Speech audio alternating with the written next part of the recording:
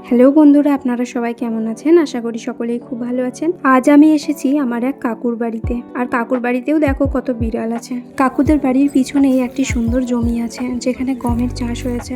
আমি আর বোন মিলে ওখানে সুন্দর সুন্দর কিছু ছবি তুলে নিলাম। চারিপাশটা অনেক সুন্দর, তাই না? আর এই দেখো একটা বাঁদর গাছে উঠে বসে আছে। তারই মধ্যে দেখছি কাকিমা চা বিস্কিট নিয়ে চলে এসেছে। কেউ ভালোবেসে খেতে দিলে আমি আবার মানা করি না। বাবা ভালোই তো বসাচ্ছ বিস্কুট।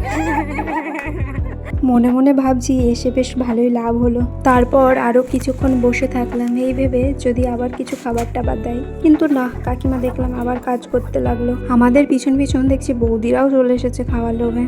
আর এই দেখো, এটি হচ্ছে আমার একটি বান্ধবী, এর বিয়ে হয়ে গেছে। আর এই দেখো এর কত বড় মেয়ে হয়ে গেছে।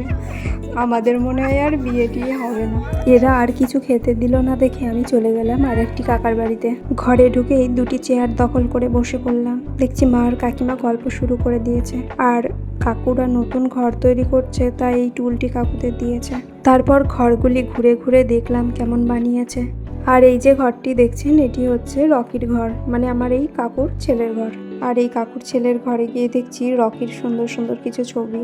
বাপরে, নায়ক তো পুরো। আর এই দেখো, এই পাখাগুলো আমার কাকু নিজের হাতে বানিয়েছে, কত সুন্দর দেখো। এই যে এই পিস বোর্ডগুলো কেটে কেটে বানিয়েছে।